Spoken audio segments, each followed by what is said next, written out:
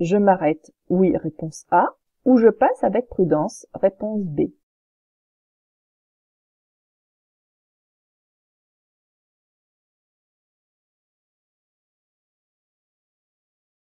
Ici, on est dans une zone de travaux. Alors, ce panneau-là nous annonce que, en fait, il va y avoir des travaux aussi à 6 km et que les 3,5 tonnes seront interdits. N'hésitez pas à zoomer hein, si vous êtes sur votre téléphone. Maintenant, on peut voir super bien en zoomant.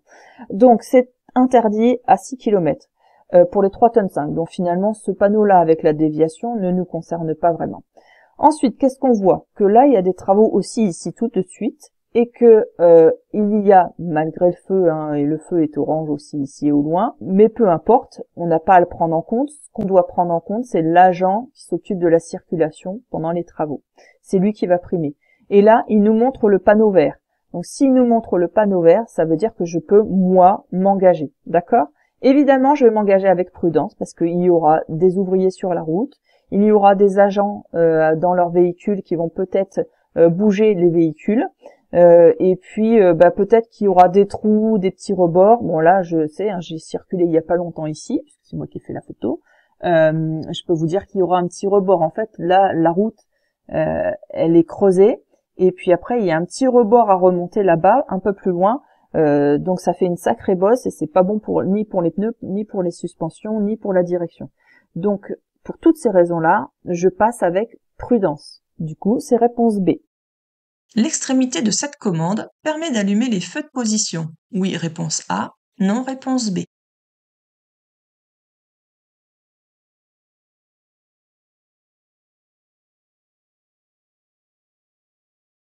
Donc ça, c'est la commande de gauche que vous avez au volant.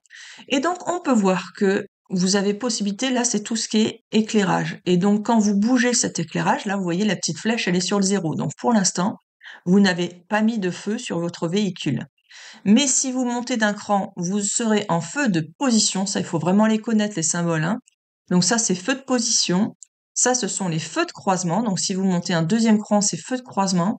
Sur cette voiture-là, vous avez aussi la possibilité de les mettre en automatique. Ça veut dire que la voiture va détecter en fonction de la luminosité, la pluie, s'il y a des voitures en face aussi. Et il va tout de suite adapter les feux en fonction de la situation. Pour rappel, c'est pas à l'extrémité, mais comme ça, je vous donne un petit peu d'informations supplémentaires. Ici, vous avez tout ce qui est feu de brouillard. Donc, feu de brouillard avant et feu de brouillard arrière. Il faut les connaître par cœur, hein. Donc, j'insiste un peu, je prends du temps pour ça. Surtout pour les nouveaux, ça, vous devez le savoir par cœur. Donc, c'était réponse A. La signalisation m'autorise à tourner à gauche. Oui, réponse A. Non, réponse B.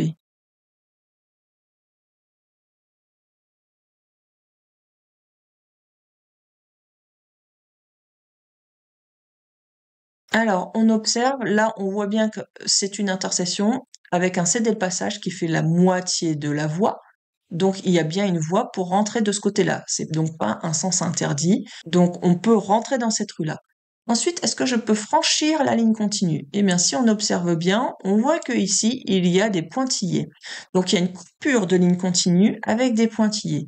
C'est pour nous autoriser à justement franchir à cet endroit-là. Donc, j'ai pas le droit de dépasser par contre, hein. J'ai toujours la ligne continue qui est de mon côté. Donc, le dépassement est interdit, mais je peux quand même franchir pour traverser, évidemment, à condition qu'il n'y ait personne en face.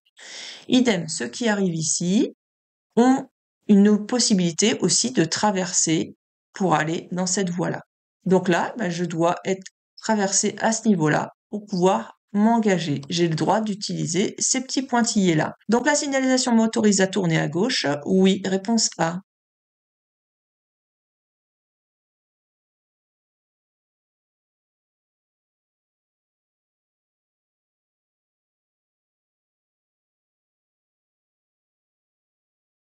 Pour respecter ma limitation de vitesse, je dois ralentir. Oui, réponse A.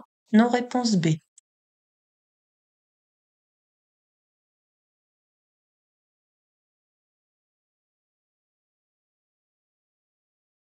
Donc, pour que je puisse vous répondre correctement, il faut revenir en arrière. Le jour de l'examen de code, hein, vous ne pouvez pas revenir en arrière. Vous n'avez qu'une seule lecture possible. Donc, entraînez-vous à ne pas revenir en arrière quand vous entraînez sur mes vidéos. Alors, quand on revient en arrière, on peut voir que dans un premier temps, vous avez la limitation là qui est à 90 km/h. Ça, c'est la limitation qui me concerne. Quand je vais avancer un peu plus loin, vous voyez à l'entrée du tunnel, là, vous avez une autre limitation de vitesse.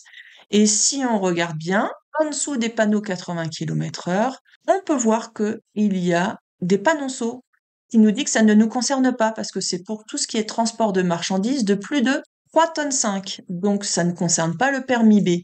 Ça ne concerne uniquement que les poids lourds finalement. Donc, ce panneau limitation 80 km/h, je ne dois pas le prendre en compte. Moi, c'était seulement ma limitation à 90 km/h. Donc, quand je regarde mon compteur de vitesse, vous voyez qu'il est encadré, hein. Ça, c'est avec les nouvelles questions, hein, par rapport à la réforme. Sur les examens, ça sera encadré aussi sur l'examen du code de la route, parce qu'on me pose la question, savoir si ce sera pareil. Alors, nous, on roule à 86 km/h. Notre limitation, on a vu tout à l'heure que c'était de 90 km/h, donc je respecte ma limitation de vitesse. Est-ce que je dois ralentir, du coup, pour respecter? Non, je n'ai pas à ralentir, puisque je respecte déjà. Donc, c'était réponse B. Dans cette situation, j'accélère. Réponse A. Je maintiens l'allure. Réponse B. Je freine. Réponse C.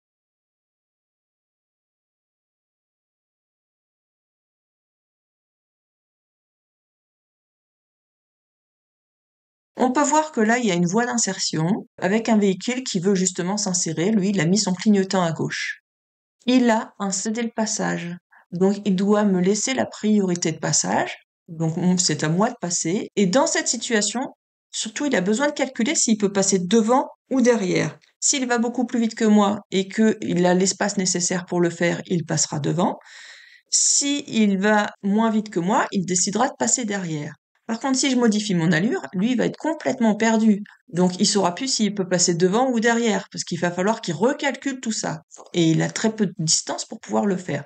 Donc, le mieux, c'est moi, que je maintienne mon allure. Pour lui, ça sera beaucoup plus facile à calculer s'il peut passer devant ou derrière.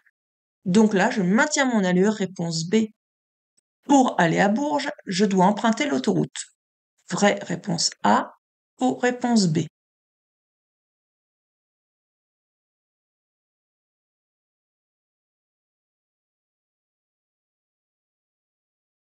Alors, on voit que l'indication Bourges est en vert, donc ce n'est pas l'autoroute, c'est un axe principal, ça peut être une départementale ou une nationale, mais ça sera un gros axe.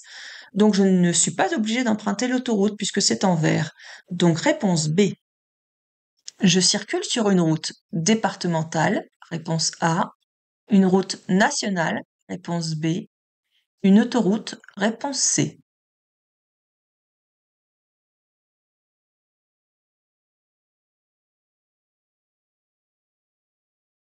Alors ici, vous avez une borne avec un chapeau qui est rouge. Donc, soit on est sur une route nationale, soit on est sur l'autoroute. On est bien en sens unique, séparé par un terre-plein central. On ne sait pas si c'est la nationale ou l'autoroute encore. Mais là, vous avez un indice qui est ici. Ce sont ces panneaux-là. Ils sont pas bleus. Donc, comme ils sont pas bleus, là, vous voyez, c'est que du vert. Il n'y a aucun panneau bleu. Du coup, ça nous permet de dire que on n'est pas sur l'autoroute. On est sur une route nationale. Réponse B. Je dépasse immédiatement. Oui, réponse A. Non, réponse B. Je klaxonne brièvement. Oui, réponse C. Non, réponse D.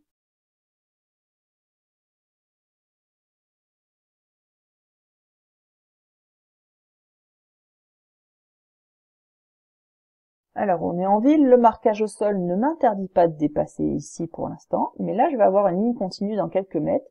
Donc, le temps de le dépasser, déjà, ça va me dire que je ne peux pas les dépasser. D'accord? En plus de ça, j'ai un virage où j'ai pas de visibilité. Donc, c'est aussi une des choses qui fait que je peux me dire, je ne peux pas les dépasser. Une autre situation, c'est que là, il y a un passage piéton et on ne voit pas si un piéton veut s'engager ou pas. Donc, on n'a pas de visibilité non plus au niveau du passage piéton. Donc ça fait beaucoup trop de choses pour pouvoir dépasser. Donc je vais patienter derrière. Je ne vais pas klaxonner, ça ne sert à rien. Ils n'iront pas plus vite, ils ne vont pas se retrouver de l'autre côté de l'intersection plus rapidement. Et en plus de ça, je risque de les surprendre, donc ils risquent de faire un écart de trajectoire et peut-être même de tomber. Hein, surtout qu'en plus, il y a un enfant qui est jeune là, donc il y a encore plus de risques. Donc c'est réponse B et D. Sur ce rétrécissement, je bénéficie de la priorité de passage. Oui, réponse A. Non, réponse B. Je peux m'engager. Oui, réponse C.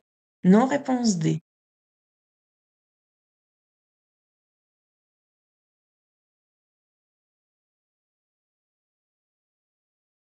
Alors, le rétrécissement est de notre côté, donc c'est notre voie qui s'arrête. Je vais être obligé d'emprunter la voie d'en face pour ensuite pouvoir continuer ma route. Donc, comme c'est ma voie qui s'arrête, je ne suis pas prioritaire. Donc, est-ce que je bénéficie de la priorité de passage? Je vous rappelle, ce sont les nouveaux termes du nouveau code de la route depuis la réforme de septembre 2023. Donc, sur les nouvelles questions, vous aurez plutôt le bénéficie de la priorité de passage, avec, vous savez, les petits encadrements ou les petites flèches qui vous aident. Et le nombre de questions, ça peut aider aussi. Je vous conseille vraiment d'observer le nombre de questions parce que des fois, ça va vous permettre de voir que vous en avez mis une de trop ou alors qu'il vous en manque une. Donc, comme l'obstacle est de mon côté, je ne bénéficie pas de la priorité de passage, donc c'est réponse B. Est-ce que je peux m'engager? Il y a personne en face, donc là, j'ai la possibilité de m'engager. Donc là, c'était réponse B et C. Que vous puissiez encore profiter de mes nouvelles séries de questions qui sont aux normes par rapport à la réforme. N'oubliez pas de vous abonner et d'activer la petite cloche de notification pour ne pas louper les suivantes. Et bien sûr, si vous appréciez mes explications et que ça vous aide beaucoup, n'hésitez pas à mettre un like, ça me fera plaisir. Allez, question suivante. Je vais devoir refaire le plein de carburant rapidement. Oui, réponse A. Non, réponse B.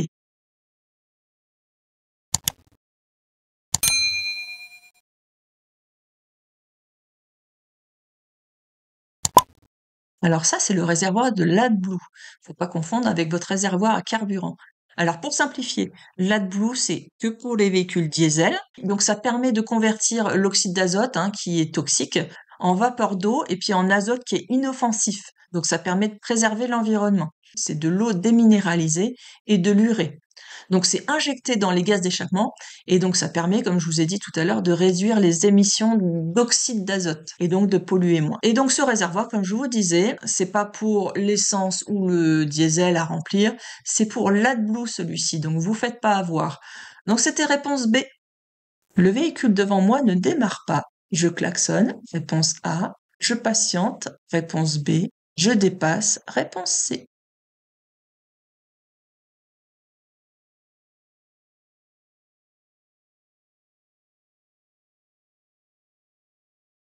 Donc là déjà, quand on voit là, il n'y a qu'une réponse possible. Donc c'est un bon indice. Ça aide bien sur les nouvelles questions du code de la route. Donc je rappelle que vous aurez la même chose le jour de l'examen de votre code de la route. Vous aurez obligatoirement l'information, savoir si c'est une réponse ou plusieurs réponses. Alors là, le véhicule devant moi ne démarre pas. Et là, il n'y a qu'une seule réponse, donc ça va vous aider. Donc, vous savez que le klaxon, on a le droit de l'utiliser qu'en cas de danger immédiat, quand on est en agglomération. Donc, on est bien en agglomération, mais c'est pas un danger immédiat, il n'y a pas un risque d'accident imminent là. Donc, je n'utilise pas le klaxon. Est-ce que je dépasse? Vous avez vu là, je n'ai pas le droit de circuler là-dessus quand vous avez les zébras qui sont ici. Donc, je ne peux pas emprunter cette voie-là. Donc, la seule chose, c'est de patienter. Réponse B.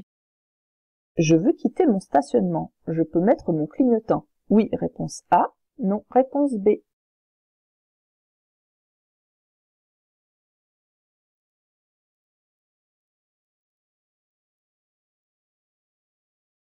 Alors, ici, comme je veux quitter mon stationnement, je dois toujours m'assurer de pouvoir le faire en toute sécurité. Donc je vais regarder si j'ai la place nécessaire pour pouvoir déboîter. Là, j'ai la place nécessaire, sinon il aurait fallu que je recule dans un premier temps peut-être avant de pouvoir sortir. Et je vais regarder s'il n'y a personne sur la chaussée ou quelqu'un d'autre qui va arriver ou qui va s'engager sur la route. Donc là, je vois qu'il n'y a personne qui va traverser devant moi ou qui va s'engager. Et dans mon rétroviseur, il n'y a personne non plus. Donc toutes les conditions sont réunies pour pouvoir m'engager. Donc je vais pouvoir mettre mon clignotant. Et évidemment, je mets mon clignotant avant de m'engager. C'est d'abord le clignotant. Donc réponse A. Ce véhicule transporte des matières dangereuses, réponse A, des produits laitiers, réponse B, je dépasse, oui, réponse C, non, réponse D.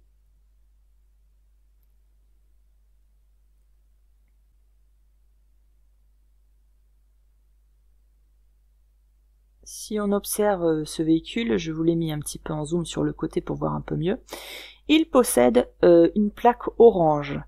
ce qui signifie que c'est transport de matière dangereuse. Alors pour information, le chiffre du haut là qui est ici 30, d'accord, ça indique la nature du danger. Le chiffre du bas, ça indique le type de produit transporté. Alors sa vitesse, elle est limitée à 70 km/h sur les routes, comme ici, à sens unique. Ce qui veut dire que moi, j'ai largement mon allure beaucoup plus importante pour pouvoir le dépasser. Alors ensuite, j'ai observé derrière moi aussi, voir s'il n'y a personne qui me dépasse. Il n'y a personne dans mon rétroviseur. J'ai largement plus de vitesse que lui, parce que lui est limité à 70 km/h. Donc oui, je le dépasse. Donc là, c'était réponse A et C. À cette intersection, je bénéficie de la priorité de passage. Oui, réponse A. Non, réponse B.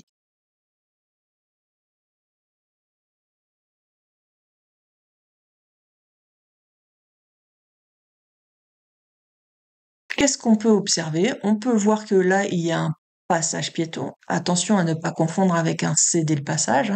Ensuite, devant le passage piéton, il n'y a pas de stop, il n'y a pas de céder le passage. Je ne vois pas de panneau non plus de règles de priorité de passage. Donc, comme il n'y a aucune signalisation concernant les règles de priorité de passage, eh ben, dans ce cas-là, on applique la règle de priorité à droite. Ce qui fait que je laisse passer ceux qui viennent de droite. Donc, je ne bénéficie pas de la priorité de passage. Donc, c'était réponse B. Avant d'appeler les secours, je vérifie si la victime respire. Oui, réponse A. Non, réponse B. La victime est consciente. Oui, réponse C. Non, réponse D.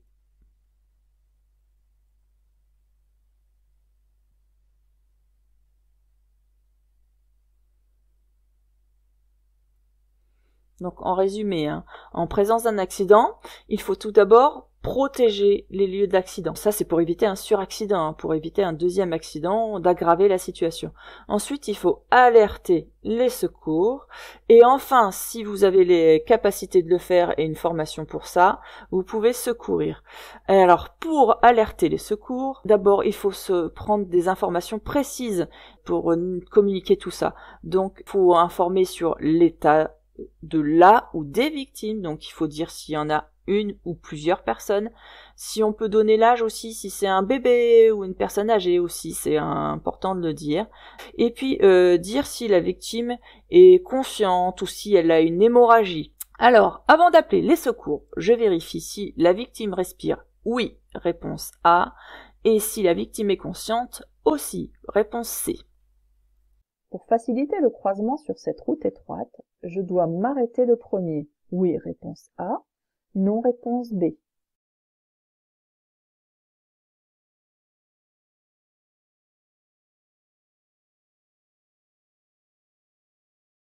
Là, on nous dit que c'est un croisement qui est difficile parce qu'on est sur une route étroite. Donc quand c'est un croisement difficile, là on parle pas de montée ou de descente, là on n'est ni dans une montée ni dans une descente. Donc quand c'est un croisement qui est difficile, ce sont les véhicules de plus de 2 mètres de large, là, plus de 2 mètres, ok, ou alors en longueur qui font plus de 7 mètres de long.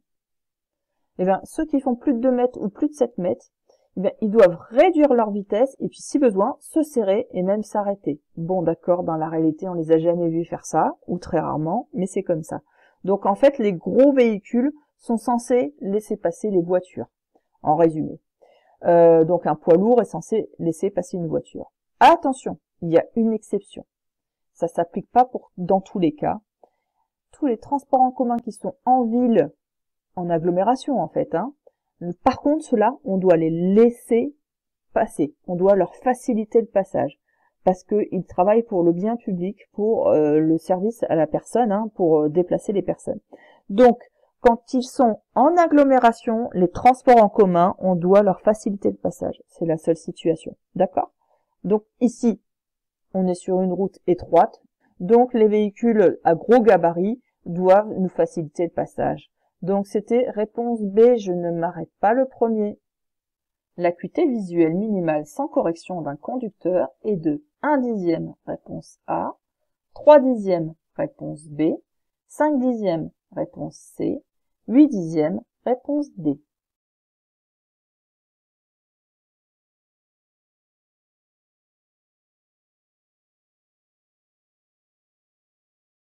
l'acuité minimum, hein, c'est de 5 dixièmes, que ce soit avec ou sans correction d'ailleurs, c'est 5 dixièmes. Donc là, c'était réponse C. Et ça, il faut que vous la preniez par cœur. Hein. Là, vous n'avez pas d'autre choix. Vous la prenez par cœur. S'il faut, vous faites une petite fiche, comme je vous l'apprends hein, dans la petite formation gratuite. Et puis, comme ça, vous pouvez le retravailler tous les jours, le mémoriser sans problème après. Donc, réponse C. Ce conducteur novice est en infraction. Oui, réponse A. Non, réponse B.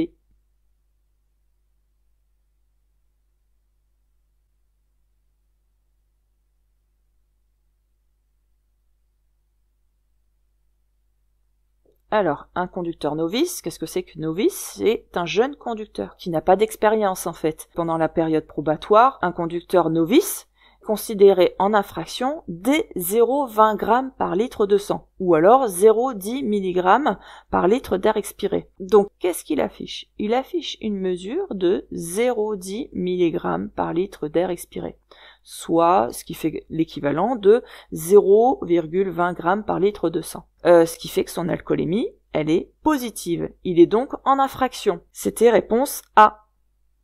Je me suis trompée de direction. Je peux revenir dans la voie de droite puisqu'il n'y a personne. Oui, réponse A. Non, réponse B.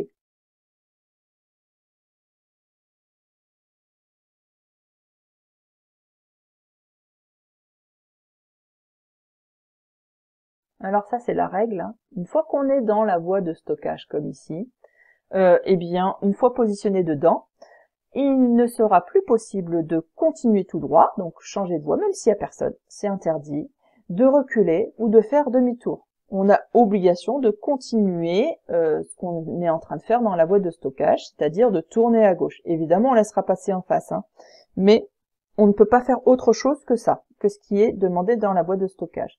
Donc c'était réponse B. À la suite d'une crevaison, je ne peux pas dépasser les 80 km/h si je circule avec ma roue de secours. Oui, réponse A. Non, réponse B.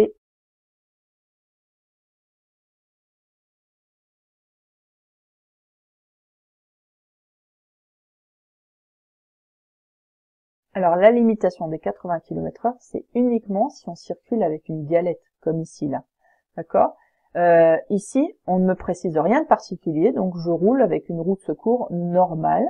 Donc je peux rouler comme si j'avais un pneu normal aussi, mais je n'ai pas de restriction particulière. Donc c'était réponse B. Quelle est la meilleure installation? A. Réponse A. B. Réponse B.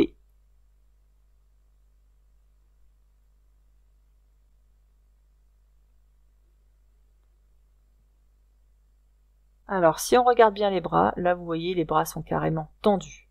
Alors qu'ici, ils sont semi-fléchis. Ils doivent pas être comme ça hein, non plus, hein. Surtout pas, hein. Mais là, ils sont semi-fléchis. Ça, c'est la meilleure position pour pouvoir conduire. Ne jamais avoir les bras tendus parce qu'au moment où vous allez tourner, vous risquez d'échapper votre volant et en plus de ça, vous allez fatiguer plus vite et vous aurez moins de précision dans vos gestes. Donc pour pas mal de raisons, ne pas avoir les bras tendus. Donc là, c'était réponse B. Je tiens compte principalement du marquage au sol, réponse A, du regard du conducteur de la voiture blanche, réponse B.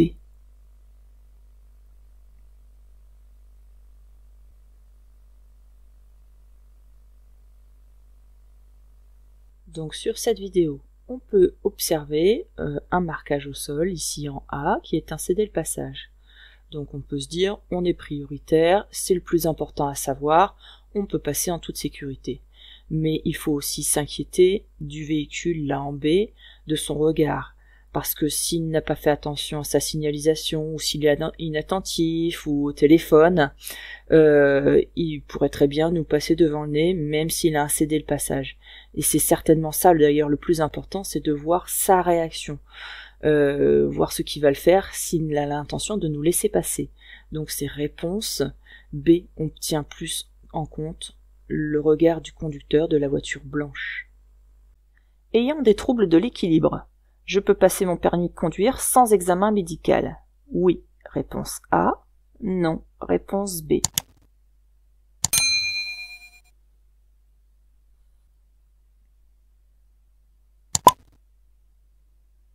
pour des troubles de l'équilibre. Il faut absolument passer une visite médicale. Donc là, c'était réponse B. Étant en période probatoire, je commets un excès de vitesse supérieur à 50 km/h. Mon permis de conduire peut être invalidé. Oui, réponse A. Non, réponse B.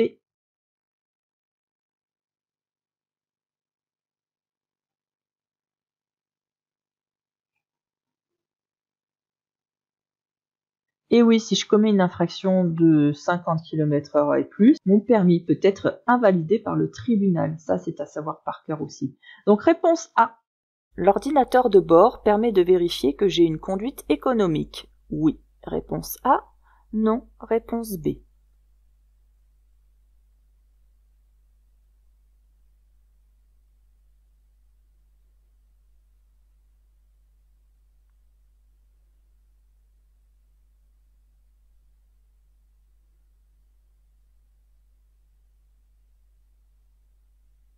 Alors l'ordinateur de bord vous indique plein de choses. Donc le nombre de kilomètres parcourus, ça c'est le minimum.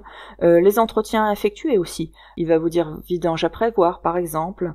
Il va vous indiquer aussi si vous avez aussi un pneu sous-gonflé. Il va vous indiquer votre consommation moyenne, mais aussi votre consommation instantanée. Et ça, ces deux dernières choses, la consommation moyenne et surtout la consommation instantanée, ça va vous aider à prendre conscience de la bonne utilisation de vos rapports de vitesse de manière à être le plus économe possible. Donc là, c'était oui, réponse A. Il est préférable de changer de voie. Oui, réponse A. Non, réponse B.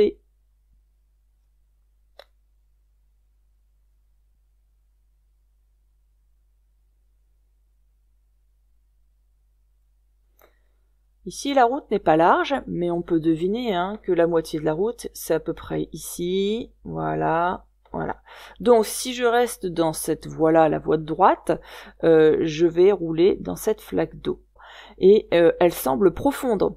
Donc pour ne pas perdre la maîtrise de mon véhicule, ni endommager la partie mécanique en dessous de mon véhicule, dans ce cas-là, il est préférable de m'écarter, à condition que je ne me fasse pas dépasser vers l'arrière et qu'il n'y ait personne qui arrive en face, parce que je ne suis pas prioritaire pour emprunter la voie d'en face.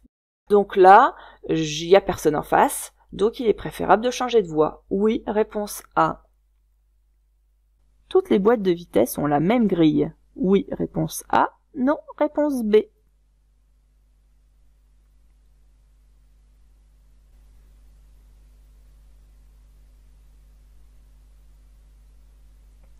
Certaines voitures ont 6 vitesses. Là, il y a 5 vitesses. Donc quand il y a 6 vitesses, la 6e, elle se trouve ici. Ensuite, des fois, la marche arrière, elle est là. Mais des fois, elle va être sur le côté ici. Ou d'autres fois, elle va être de ce côté-là, en bas ou en haut. Ça dépend des boîtes de vitesse. Donc elles sont pas toutes pareilles. Donc c'était réponse B. Je suis en panne, je laisse allumer. Les feux de position. Réponse A. Les feux de route. Réponse B. J'allume les feux de détresse. Réponse C.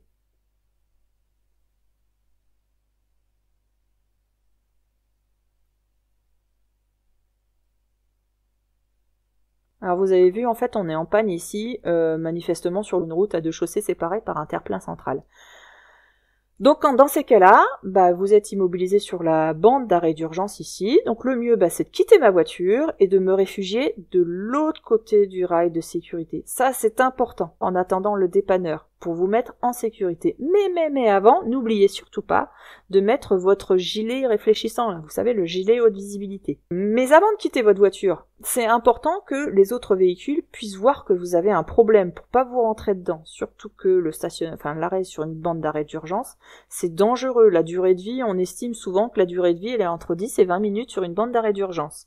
Donc c'est dangereux. Donc n'oubliez surtout pas de mettre vos feux de détresse. Et vous laissez aussi des feux de position pour que votre véhicule quand même soit aussi bien visible, particulièrement à l'arrière. Comme ça, vous avez les feux rouges qui s'allument à l'arrière. Donc là, c'était réponse A pour les feux de position et C pour les feux de détresse. A et C. Généralement, un service d'autopartage est payant. Oui, réponse A. Non, réponse B.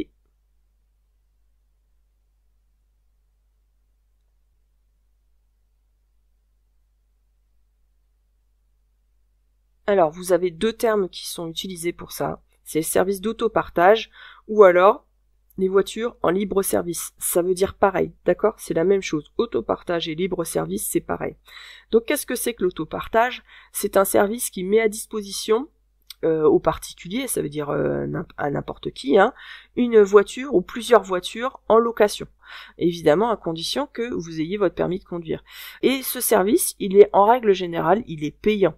Souvent, c'est un abonnement. Donc ici, la question était, généralement, un service d'autopartage est payant? Oui, réponse A. Le constat amiable est utilisable dans les pays de l'Union européenne. Oui, réponse A. Non, réponse B.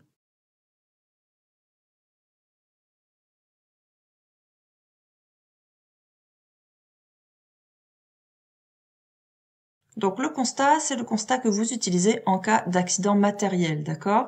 Ça, il sera valable en effet dans l'Union européenne. Alors qu'est-ce qui se passe? Vous allez à l'étranger, donc en Europe, hein, si vous restez en Europe, et dans ce cas-là, si vous avez un accident matériel, il suffit de vous reporter sur votre propre constat là, qui est en français, pour connaître tout ce qui est écrit ici et ici, pour pouvoir traduire tout ce qui est écrit. Il est réalisé vraiment de la même façon, hein, de façon identique, hein. Vous avez le véhicule A ici, le véhicule B qui est ici, et au centre, les cases à cocher, avec la même chose, mais dans la langue étrangère. Donc vous n'avez plus qu'à vous reporter sur le vôtre qui est en français pour comprendre ce qui est écrit.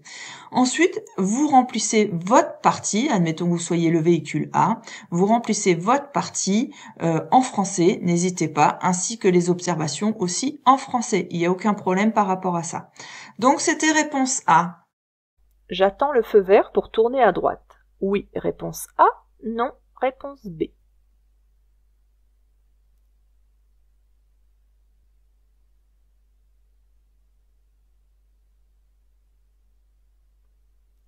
Alors, qu'est-ce qu'on peut voir sur cette photo?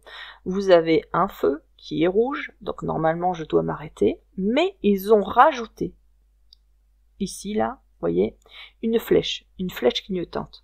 Donc quand vous avez une flèche qui est supplémentaire, comme ça, une flèche clignotante supplémentaire au feu, donc qui a été ajoutée au feu, eh bien, dans ce cas-là, vous avez le droit de passer à condition de suivre cette direction indiquée. Donc là, si je veux tourner à droite, je peux dans ce cas-là, puisque la flèche est clignotante pour aller à droite, je peux dans ce cas-là passer.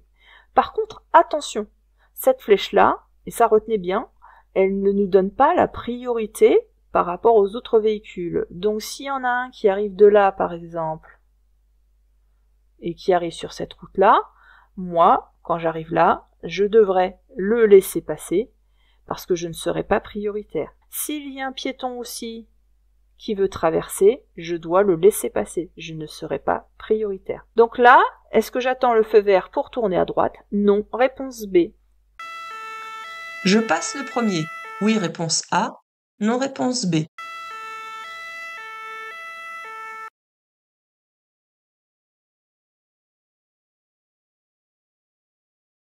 On peut voir que là, le panneau me donne la priorité de passage. C'est ceux qui arrivent en face, qui arrivent dans l'autre sens, qui ont la flèche rouge.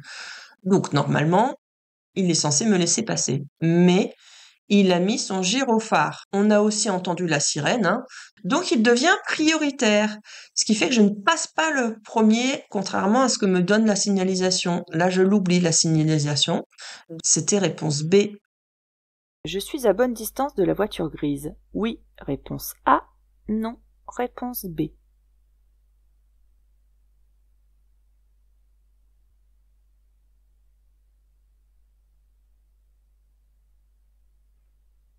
Alors, là on nous demande si on respecte les distances entre notre voiture et la voiture grise. Alors, pour respecter les distances de sécurité, il faut toujours avoir un intervalle de 2 secondes. Maintenant, on va calculer rapidement ce qu'on parcourt en 1 seconde. On va prendre le chiffre 10 dizaines, là, et on va multiplier par 3. Donc ça fait 8 fois 3. Donc 8 fois 3, là un petit peu de maths, ça fait 24 mètres. Ça, c'est la distance qu'on parcourt en 1 seconde. L'intervalle de sécurité, lui, étant de 2 secondes, ce qui veut dire que ce chiffre-là, on va multiplier par 2 pour avoir 2 secondes, ce qui fait au total une distance de 48 mètres. Je dois avoir 48 mètres entre ma voiture et celle de devant. Alors vous allez me dire, c'est un peu laborieux dans les 20 secondes de pouvoir répondre à ça. Alors je vais vous donner une astuce qu'il va falloir apprendre par cœur, mais vraiment par cœur, comme ça vous pourrez rapidement répondre à ce genre de questions. Donc on vient de voir qu'il fallait laisser un intervalle de 48 mètres, d'accord? Alors 48 mètres, ça correspond à quoi? Alors les pointillés que vous avez ici là, hein, sur l'axe médian, c'est 3 mètres, avec un intervalle de 10 mètres. Donc ce qui veut dire que ça fait 13 mètres. Alors, il y a une chose à retenir, c'est que à 80 km/h dans ce genre de route-là, quand vous avez ce genre d'axe médian, à 80 km/h, il faut un intervalle au moins de 4 traits blancs comme ça. C'est-à-dire que ça, il en faut 4. Ça, c'est à retenir par cœur. 80 km/h, je dois avoir 4 pointillés, comme ça. D'accord? Ou alors, là, sur la ligne de rive, donc les petits pointillés sur les côtés, là, comme ça, ceux-là, là, il en faut 9. Donc, je vous conseille vraiment de retenir, ou de le noter, hein, c'est peut-être mieux, et de l'apprendre par cœur, à 80 km/h, puisque c'est la limitation de vitesse que vous aurez en règle générale sur ce type de route. À 80 km/h, il me faut 4, voire 4 pointillés comme ça, ou alors 9 comme ça. Donc là, est-ce que je suis à la bonne distance? Eh bien, on va compter. J'en compte 1, 2, il y en a peut-être insensiblement un troisième ici, mais c'est pas visible. De ce côté-là, 1, 2, 3, 4, 5, il n'y en a pas 9, d'accord? Et là, il n'y en a pas 4. Donc c'est non. Réponse B. Dans cette zone de rencontre, tout type d'usager est autorisé à circuler. Oui, réponse A. Non, réponse B. La vitesse est limitée à 20 km/h. Oui, réponse C. Non, réponse D.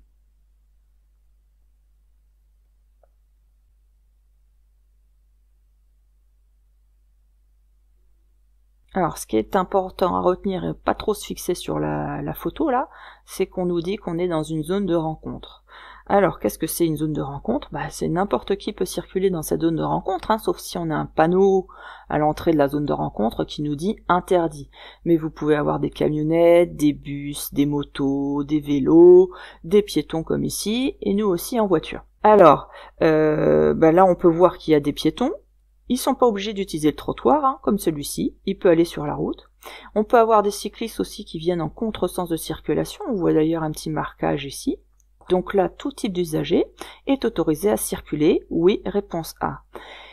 Et à cause de toutes ces raisons, parce qu'on peut avoir rencontré du monde et un petit peu dans tous les sens, hein, avec les vélos qui peuvent arriver dans l'autre sens, les piétons qui ne sont pas obligés d'utiliser les trottoirs, à cause de tout ça, et la vitesse est limitée à 20 km/h. Donc réponse A et C. L'alternance entre ombre et lumière perturbe la perception des indices. Oui, réponse A. Non, réponse B.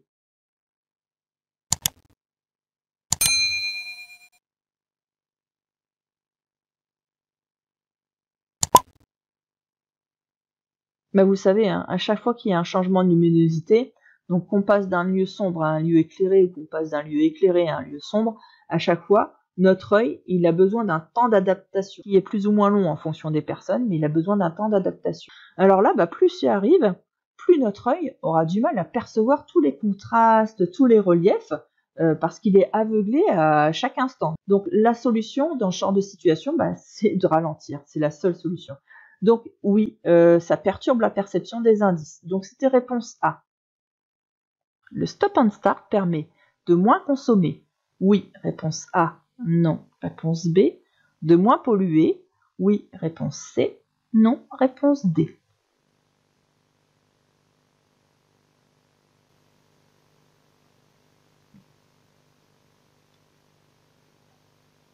Alors, qu'est-ce que c'est que le stop and start?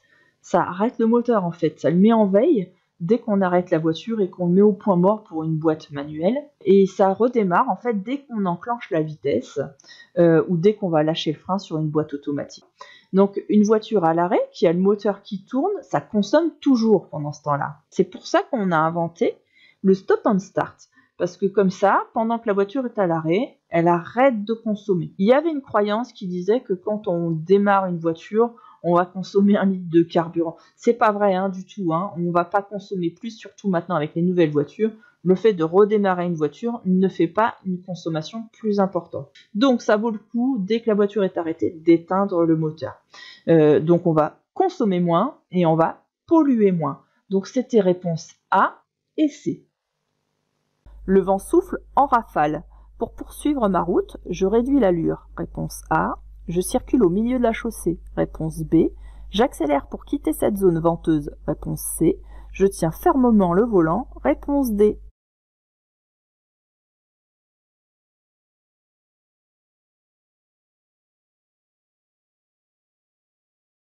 Alors, lorsque vous avez du vent comme ça, eh bien, qu'est-ce qu'il faut faire? Il va falloir réduire l'allure, surtout pas rouler au milieu de la chaussée, hein, parce que vous n'avez pas à bloquer la circulation pour les autres.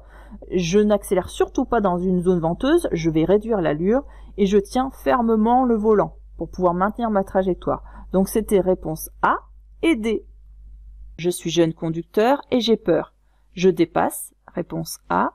Je renonce à dépasser, réponse B. J'augmente la distance de sécurité, réponse C. Je mets les feux de détresse, réponse D.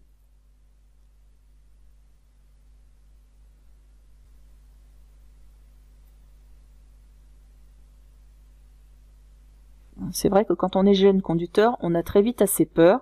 Là, il y a beaucoup de trafic. Vous avez vu le sol, là, il est bien verglacé. D'ailleurs, on est en vigilance orange, neige, verglas. Donc ça, ce sont des situations qui sont pas évidentes. Si j'ai peur, je dois m'écouter. Ça veut dire que je pense ne pas avoir les capacités pour bien réagir dans ces conditions-là. Dans ce cas-là, évidemment, je vais renoncer à dépasser.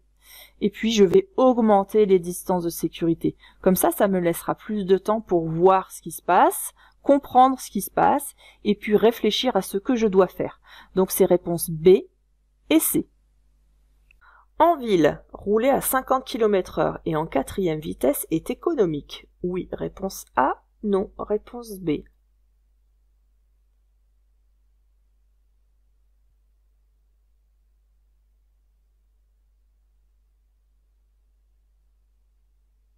Alors je vous confirme, rouler à 50 km/h et mettre la 4e au lieu de la 3e, c'est plus économique. Bon, évidemment, vous pouvez pas le faire partout. Il faut qu'il y ait un minimum de visibilité vers l'avant, avec une route assez large, et pas trop de trafic ou de piétons sur les côtés pour pouvoir anticiper.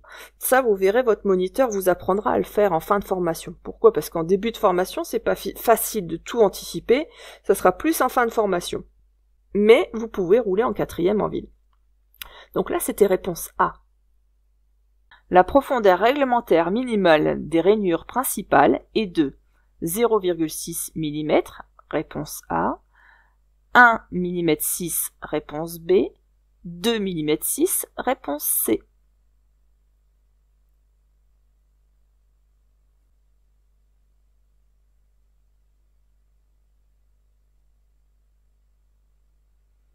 Alors, je vous ai demandé de réviser justement concernant l'usure des pneus, toutes les choses qu'il fallait savoir réviser. Donc là, c'est important à savoir, vous devez absolument l'apprendre par cœur. La profondeur réglementaire minimale, elle est de 1,6 mm. Ça correspond à cette petite bosse là. Vous voyez le témoin d'usure? Lui fait 1,6 mm. Et donc quand la gomme qui est ici, là sur les côtés, la gomme du pneu, à force qu'elle soit usée, au bout d'un moment, elle va être de moins en moins profonde. Et quand ça va arriver à la même hauteur, ça sera plus bon, il faudra changer le pneu. Donc là, réponse B.